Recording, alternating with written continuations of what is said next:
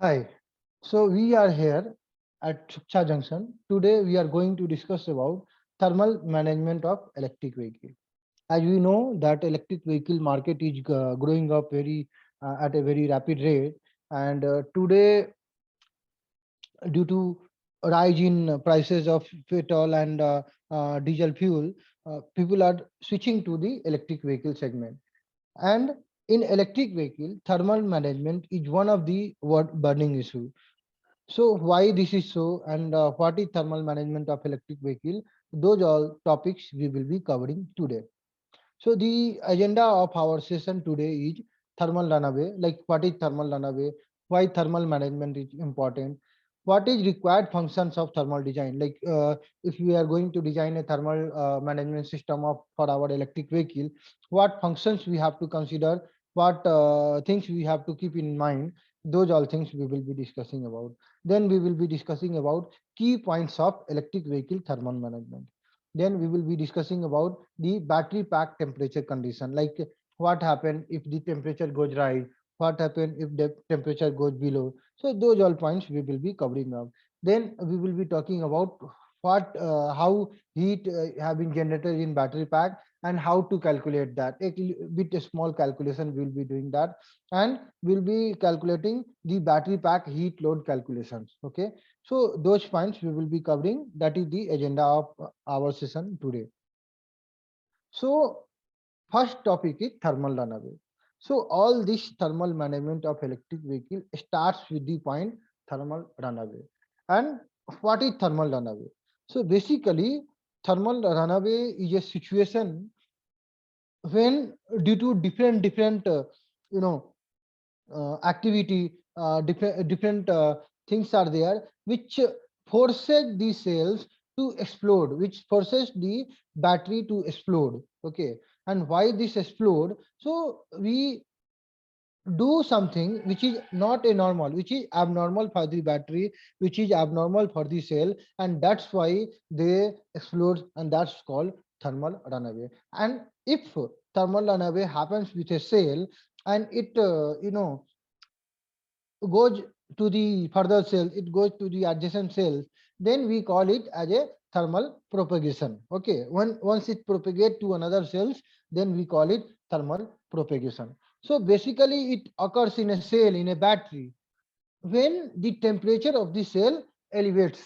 And why temperature of the cell elevates? It could be because of thermal failure, it could be because of mechanical failure, or it could be because of electrical or electronics failure. These points could be there due to which this thermal runaway could be happen to your battery, to your cell. Okay, but what things happen in mechanical failure, in thermal failure, or in short circuit or external failure due to electrical and electronics? Those all also we will be discussing about. Okay, so basically what happens when there is a cell, there could be basically three abuse could be there. One, mechanical abuse, second is electrical abuse, third is thermal abuse.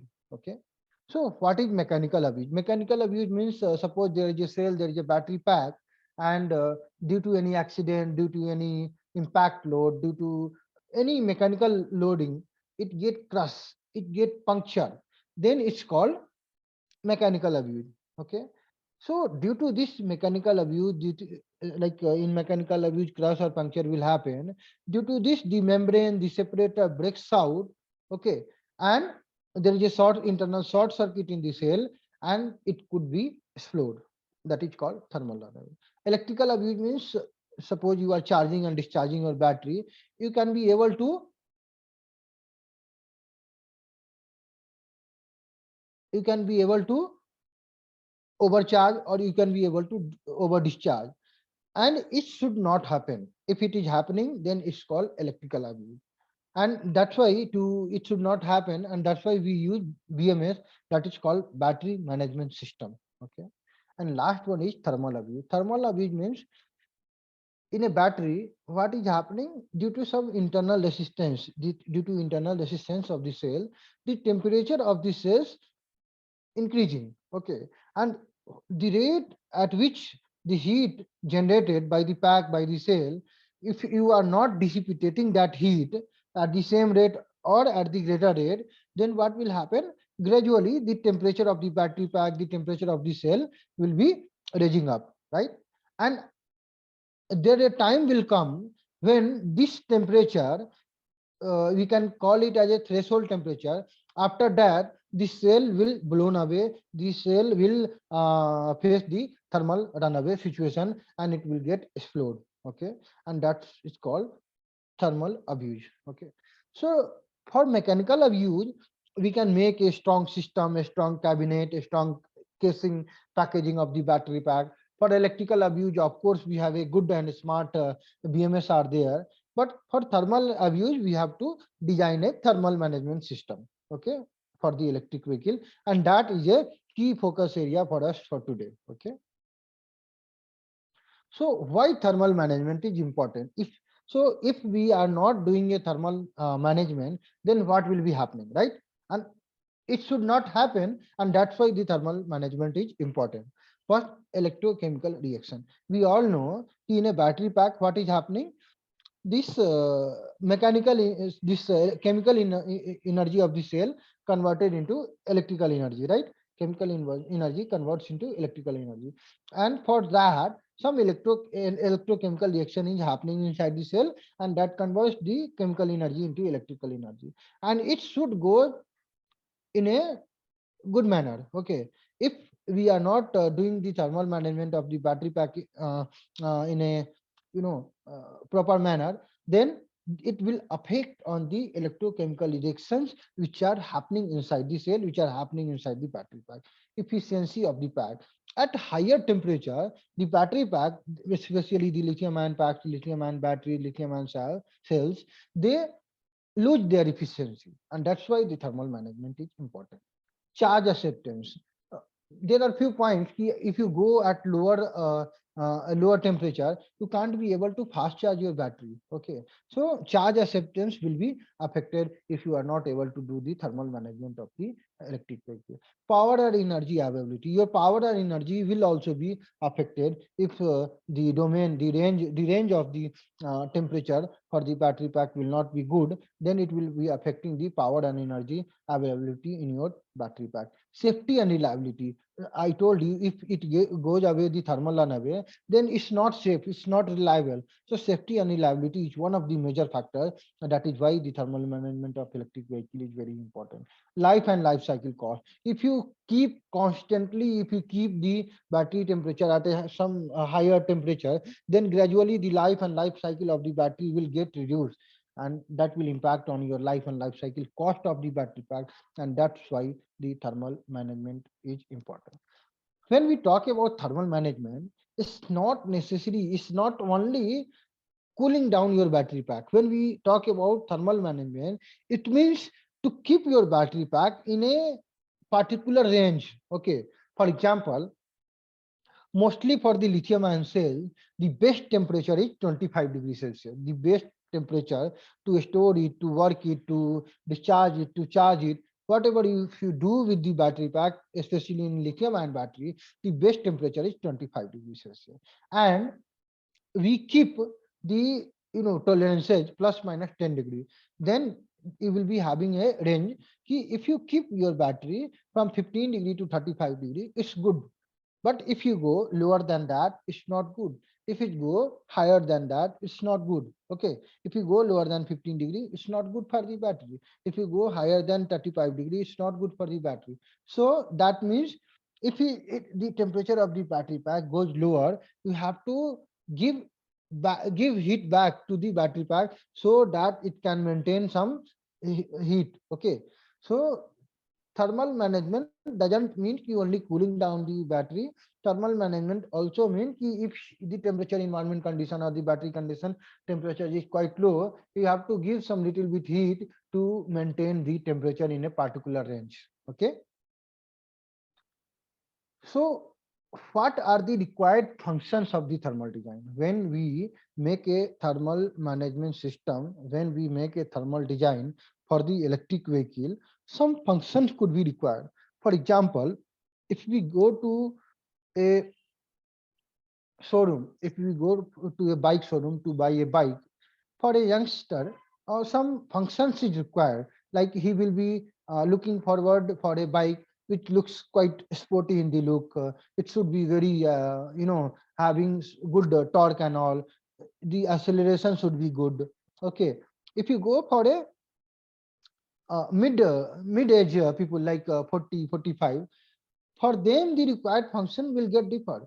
For them the acceleration and torque might not be their first criteria. Their first criteria would be fuel efficiency, how good they are in mileage. Okay, so according to the application the required functions get changed. Similarly, used to when we have to design a thermal management system, we have some functions like compact, lightweight, easily packaged, reliable, serviceable, low cost, and low energy consumption. Compact means if we have to design any thermal management system for the electric vehicle, it should not be quite heavy. It should not be bulky. If it is bulky, then suppose we have a electric car. Suppose we are going to make a electric car, and the thermal management itself cover the half of the space of the vehicle, then it's not good. We need a very compact thermal management system for the electric vehicle. Lightweight, as we all know, in the electric vehicle, all the energy have been supplied by the battery itself, right? Whatever energy required, whether it is a small light, whether it is a music system, or whether it is a motor which consumes most of the energy, each and every energy have been supplied by the battery pack. And the motor will take some energy according to the load requirement. Whatever load will be there, the more the load, more current it will draw from the battery, and in lesser time it will get discharged. Your battery will get discharged. So lighter the weight, longer the range, right? So the thermal management system should be light in weight, easily packaged. Their packaging should be very easy, so that while assembly and all, it should be easily packaged. It should not be like while doing assembly and all, these the people who are doing the assembly, or the machine which is going to do the assembly, they are not accessible to do the packaging. It should not be happen. It should be easily packaged, right? Reliable, we can rely, we can trust on that. Okay, it should not be break down easily, it should not be failure. Okay, so it should be reliable, serviceable. Suppose something happens, suppose some damage happen, it could be easily serviceable. That is also the required function of the thermal design. Low cost, especially in Indian market. If we talk about Indian market, the Indian market is very cost sensitive, correct? This if we are going to buy anything, first thing we look forward is what is the price of that particular thing. And 95%, 90% population of our country do in the same manner. If we go to buy anything, first we think what is the cost of that. So this thermal management, this thermal design should be lower in cost, low energy consumption. It should not carry all the energy of the battery. Their energy consumption also should be lower, and that some major required functions of your thermal design. Why electric vehicle thermal management is important? So till now we were discussing about batteries only. Okay, this thermal management of battery is important, thermal management of battery is, but this is not only the case. There are other things also in your electric vehicle, and for them also this thermal management is important. For example, suppose we have an electric car and we are having in the environment where temperature is 40 degree, 45 degree. So in that much of temperature, passenger will not be feeling comfortable. So the car cabin, that should also be thermally managed. So for passengers comfortable ride, the thermal management of vehicle is important.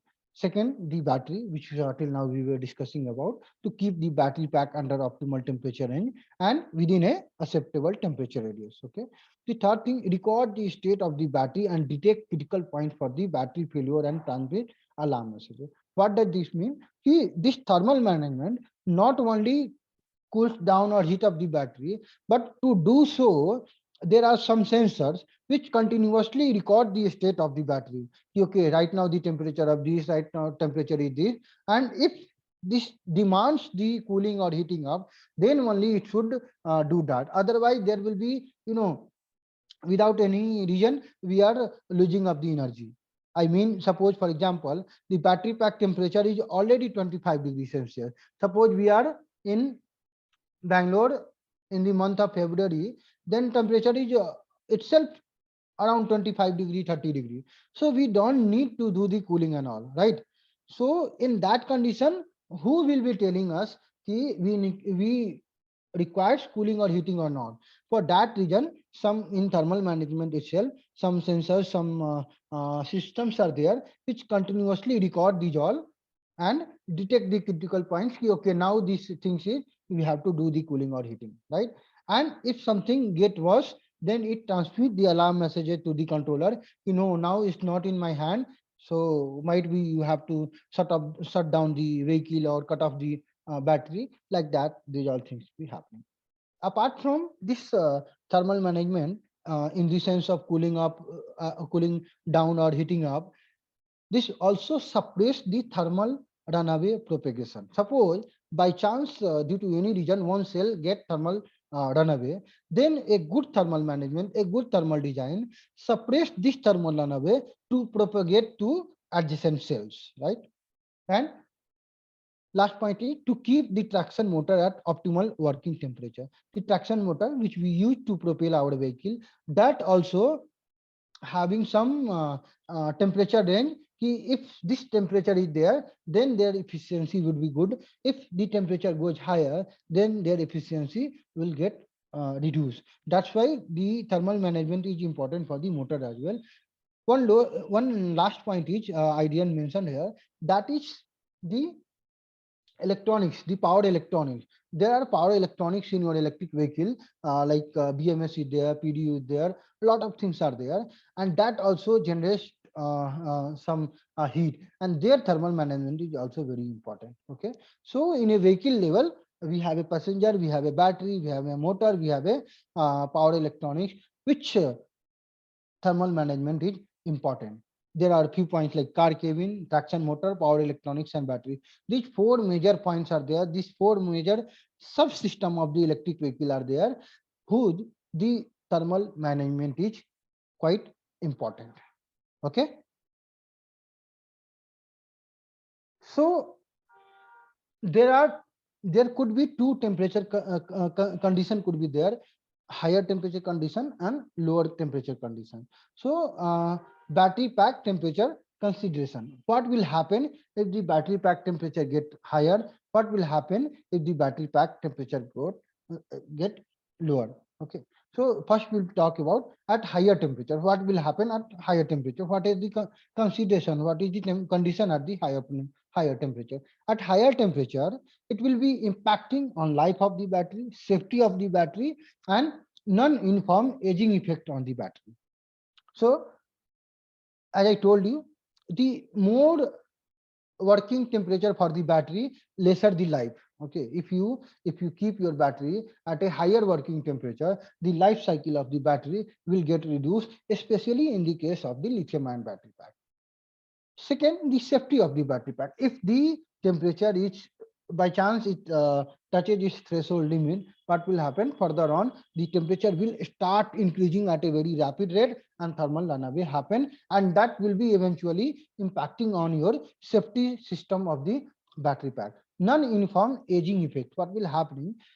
Each and every cell, the battery pack for the electric vehicle made up of lot of lithium ion cells. Okay, so each and individual cell, if suppose some cells are at sideward, some cell are at the center, if all the temperature for both of them are not uniform, then their aging will not be uniform. Okay, and one situation will come when you will not be able to use your battery pack, even though 70%, 80% of your cells are good, just only 20% your cells get bad, only 20% cells get age, you will not be able to use your complete battery pack because of this non-uniform aging effect. Okay, and that's why the thermal management is very important. You should not you should maintain the uniform temperature condition in your battery pack so that all cells get age at a uniform rate.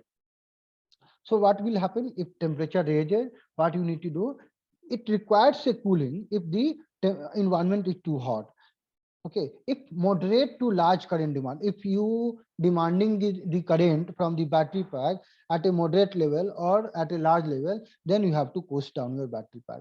If you are doing the fast charge, then also you have to push down the battery pack. In hot environment, it's completely simply understood. We have to maintain the battery pack at a good temperature range. So if the environmental temperature is hotter, you have to push down the battery pack. But what about large current demand? So whenever there is a large current demand, at that time, what happens?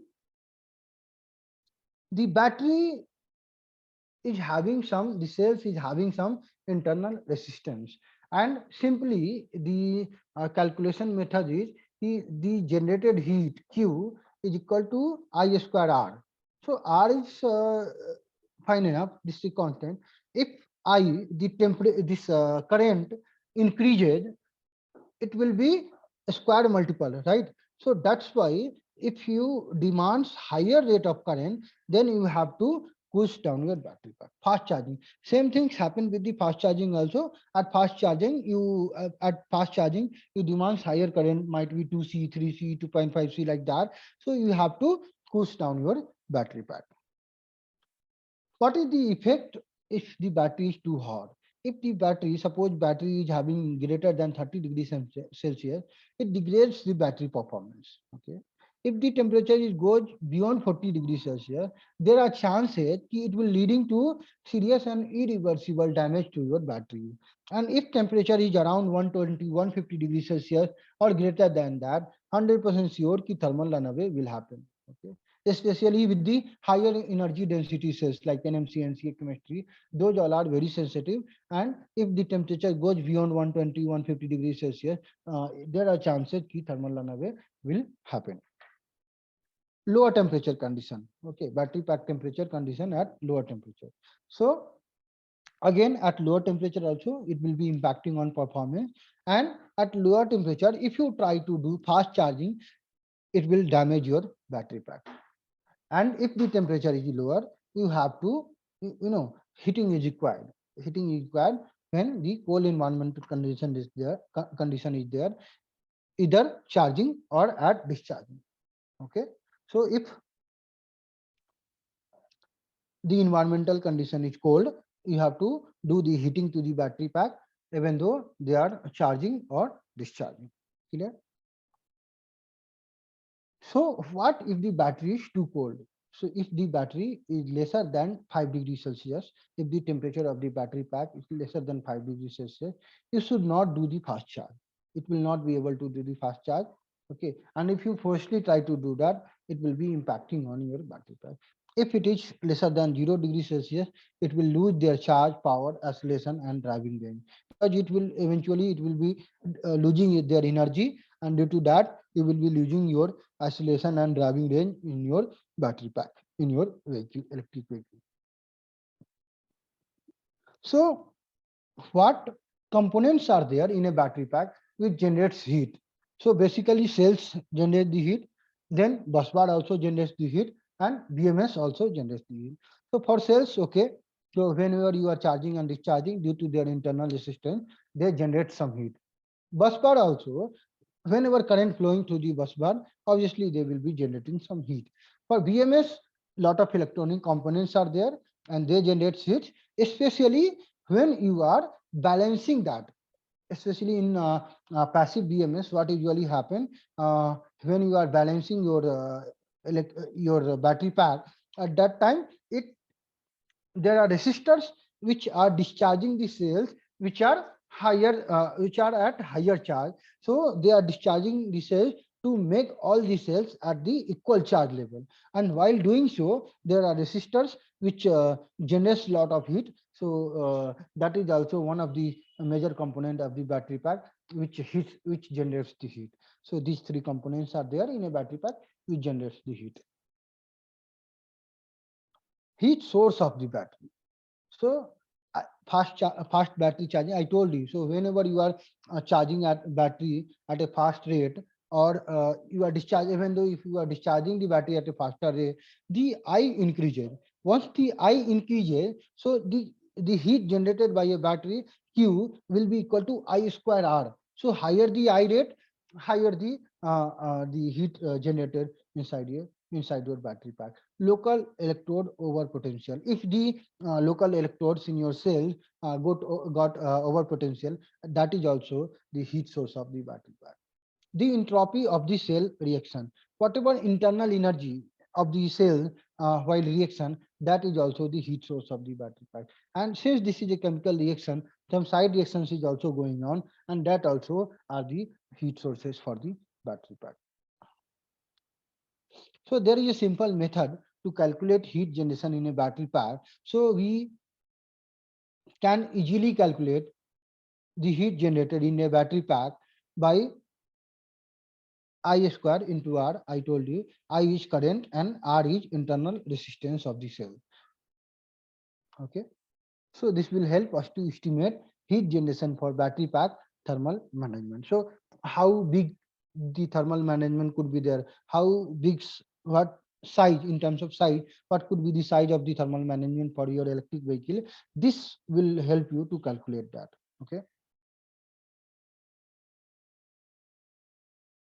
Apart from cells, you have to consider the this heat generated or internal resistance of the cells bus bar BMS. Okay, so cells we are already tell ki will be calculated as a I square into R. But apart from that, you have to consider about bus bar heat generation and the BMS heat generations as well.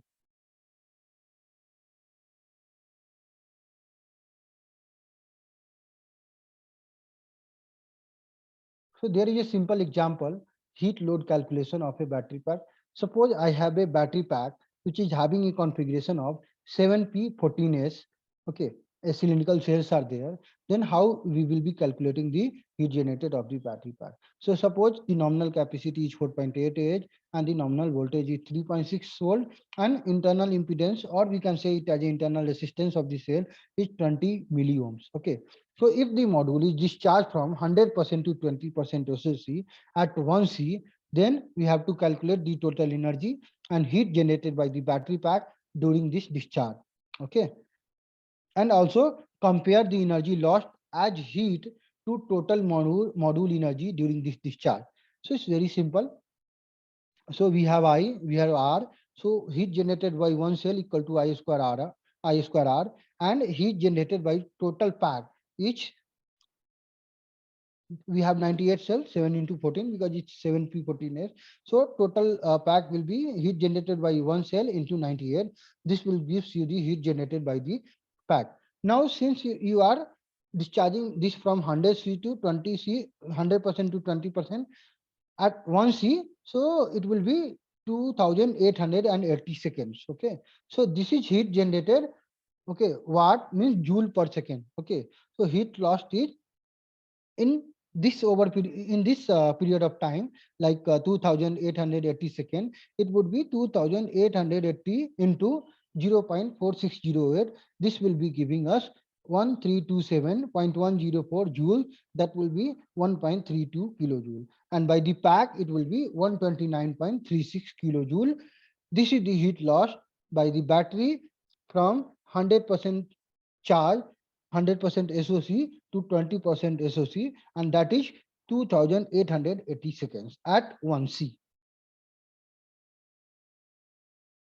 Now, if you compare this, so pack energy from 100% to 20% will be 98 into 3.6 into 4.8 into 2880. This will be give us the energy which have been discharge, or energy which we have been used from 100% SOC to 20% SOC, and that will gives us 4877 kilojoule. And if we compare this, then we can calculate that it 2.65% energy have been lost in the form of heat. Okay. during the discharge from 100% SOC to 20% SOC at 1C discharge. Okay. So what we can do, lower the discharge rate and lower internal resistance. Two things we can do, because I told you ki Q heat generated, Q equal to I square R. So two terms are there, I and R. So either we can decrease the R, we can decrease the I. The decreasing the R is majorly not in our hand, because that depends upon the cell manufacturer. But decreasing the discharge rate is completely in our hand. So that's why we have to think about keep the discharge rate as lowest as possible. Okay. So that's the heat load calculation for the battery. Then we calculated all those things. Then what are the modes of the battery thermal management? So there are two modes of the battery thermal management: active thermal management and passive thermal management. Okay. So passive means we don't need extra energy. We don't need any energy from the battery to keep the thermal management. That means the passive. Active means that when if you require some energy from the vehicle, from the battery to do this thermal management, and those all thermal management systems considered as a active cooling system. And those which doesn't require any other source of energy, those considered as a passive thermal management system. So in active thermal management system, we have air cooling, we have refrigerant direct cooling, we can do liquid cooling, we can do hybrid cooling, and in passive we have PCM, phase change material, and normal natural air cooling. Okay. So in active air cooling, this is called also called as forced air cooling, in which there is a fan which sends air inside the battery pack and your battery gets cooled, and that's called air cooling system. Okay. So there are limitations ki it can be able to cool down your battery pack somewhat nearby the environmental temperature, because air is coming from the environment itself. Okay. So there are limitations. There are few vehicles which are using the air cooling system around the globe. Okay. Nissan Leaf, Nissan ENV200, Honda Insight, Honda PTV, Toyota Prius Prime, Renault Joy, and Hyundai Ioniq. Those all are the vehicles which are using air cooling system, forced air cooling system. Then we have refrigerant cooling system. Refrigerant cooling system is a type of cooling system in which we directly use the HVAC system of the electric of the vehicle. HVAC is heat ventilation and air conditioning system. In that we use the refrigerant. First we split the refrigerant in two parts, one for the car cabin and one part goes directly inside the battery pack via the channel. It absorbs the heat from the battery and cools down your battery pack, and that's called a refrigerant cooling system. Okay. These all are the vehicle which use refrigerant cooling system for their battery pack. Liquid cooling system. In liquid cooling system, we have two kinds of liquid cooling system. One is indirect liquid cooling system, and another is direct liquid cooling system. In indirect liquid cooling system, the cells are directly, they didn't doesn't comes in contact with the cooling liquid directly. Okay, there is a indirect contact between cooling liquid and the cells, cooling liquid and the battery. Okay. So the liquid which is coming to push down the battery, that can be cooled first via the radiator, via the HVAC system, via the chiller. Okay, and once it cools down, then it goes inside the channels, which is either in the sides of the battery pack or either in the bottom of the battery pack. And inside that is called cooling plate, and inside that cooling plate some channels are there, and via that channels the cooling liquid is continuously flowing. Okay. So the liquid first gets cooled via the radiator or HVAC system or via the chiller, and then this cooling fluid goes into the battery pack, cools down the battery pack, and return back. Okay. So that's the liquid cooling system indirect, because there is a no direct contact between the cooling fluid and the battery. Second is so these all are the vehicles which are using the indirect liquid cooling system. Okay. Second is liquid cooling system direct. and we also call it as a emergent liquid cooling system. So in this type of cooling system, the cells, the battery are directly dipped into a tub where that tub is filled with the cooling fluid. Okay, so they are directly dipped in or immersed in a cooling fluid. Okay, so you can see here. So suppose this is a reservoir, this and cooling is happening here, and this cooling fluid comes in contact with this all this battery, push down and can come back. Okay, there is a pump to regulate this. Okay, so this is called immersion liquid cooling system or direct liquid cooling system. Okay, so for that the liquid which we use that are dielectric and non-conductive in terms of electricity. Okay.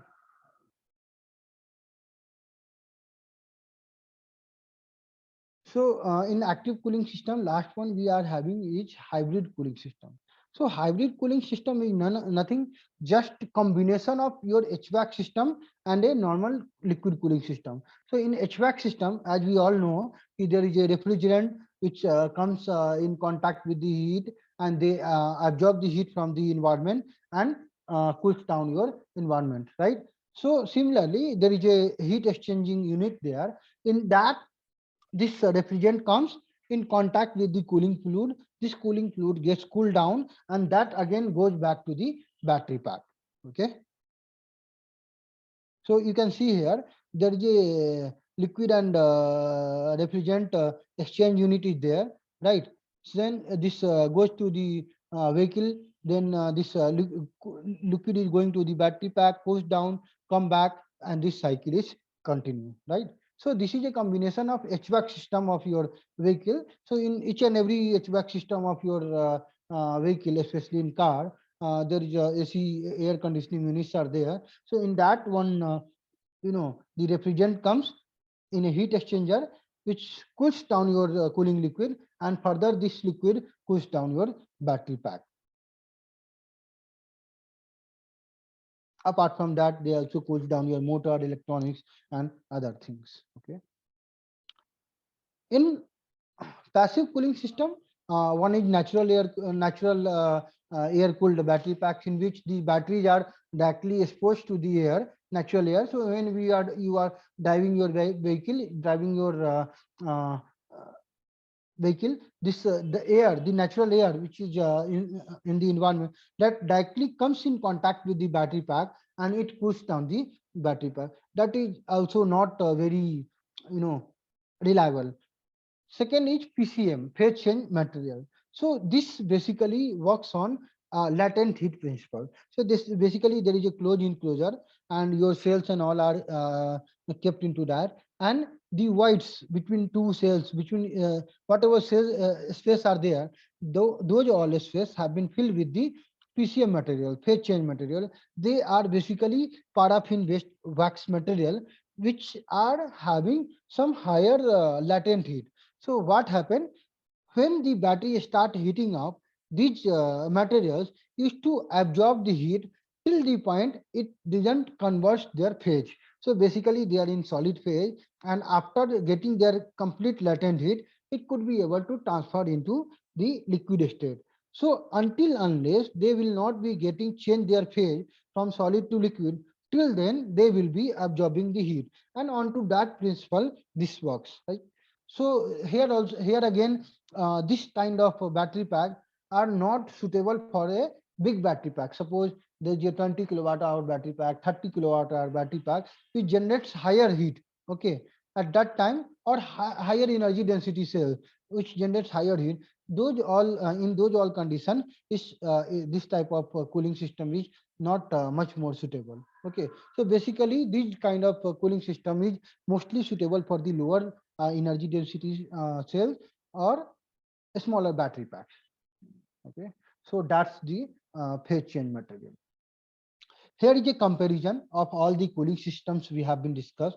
So we discussed about air cooling system. So air cooling system also comes in two types, like forced air cooling and natural air cooling. Natural air cooling, we can keep this in a passive cooling system, and forced air cooling is in active cooling system. But they are not uh, they become too heavy, 2 3 times more energy they required. So that is not a good reliable system for now. Fan cooling, which we called as a force air cooling, so that's not a reliable, and they adds upon few 20% 40% extra weight of the cell, because you have to carry up upon a huge blower or huge fan, you have to carry about. Phase change material, like, can satisfy at the system volume, but again I told you ki once it changes their phase from solid to liquid, at that time it will stop the cooling down your battery pack.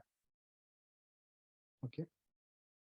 In liquid system, we have discussed about direct liquid cooling system and indirect cooling system. So indirect cooling system right now, they are mostly used in the industry and most promising cooling system in the market. In direct liquid cooling system, the research and all is going on. There are few companies who are working on that, and it is having highest or excellence cooling potential. Okay, so if we do good design, do good research, this can be a good choice for you for your cooling system for your battery pack. Okay. What materials uh, and what design consideration we have to consider while designing a thermal management system. So material selection should be based on like thermal, mechanical and electrical property. What about thermal design we are going to do? Mostly we have this key, their thermal conductivity should be good, but their electrical conductivity should be dielectric. Okay, their mechanical property should be strong enough. Okay, also the cost, the manufacturing processes, manufacturing constraint should be considered. The coefficient of thermal expansion, the lower thermal expansion coefficient is preferred. Okay, because it should not expand and shrink in a wide manner. Okay, because if it will happen, then it can cause non-homogeneous deformation in your thermal design and all. Thermal conductivity, obviously higher thermal conductivity is preferred, and adds in lower temperature gradient. A specific heat capacity. The specific heat capacity should be high so that it can absorb higher heat, right? So coming back to this cooling system and all, suppose for air is having the specific heat capacity from 1 to somewhere around 10 and all. Okay, in the normal environmental condition. But if we go for the a liquid cooling fluid, suppose for example 50% ethylene glycol and 50% water. If you go for the liquid cooling system, their specific heat is somewhere around 4000. Okay, so they can absorb more heat, so that's why a specific heat should be good, because their absorption of energy is good. Okay. What materials for the battery pack components? So in battery packs and in thermal designs, we can use, if we are going to use metals, we generally use aluminum and steel. If there is a plastic, then ABS, PC widely used, but now people are also using nylon and this TPF and all, a lot of components are there. Uh, then composites, there are some applications, for example, drone and all. In those specific application, CFRP and aramid kevlars are also have been used. If we are talking about cells and module holders, then in case of metal, aluminum with insulation we are using. In case of plastic, ABS, PC, mostly people are using. In terms of bus bar or interconnections, we use generally copper, aluminum, nickel. Those all are mostly used materials for the bus bar. For the thermal management part, for the cold plate, maximum people are using aluminum, and for the heat pipes, copper and all are mostly used.